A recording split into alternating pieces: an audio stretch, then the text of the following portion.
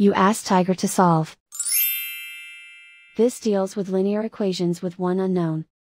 The final result is y equals 3. Let's solve it step by step. Group all y terms on the left side of the equation. Add 6y to both sides. Group like terms. Simplify the arithmetic. Group like terms. Simplify the arithmetic. Group all constants on the right side of the equation. Add 4 to both sides. Simplify the arithmetic.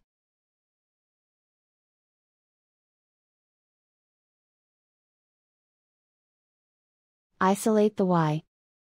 Divide both sides by 13. Simplify the fraction. Find the greatest common factor of the numerator and denominator. Factor out and cancel the greatest common factor.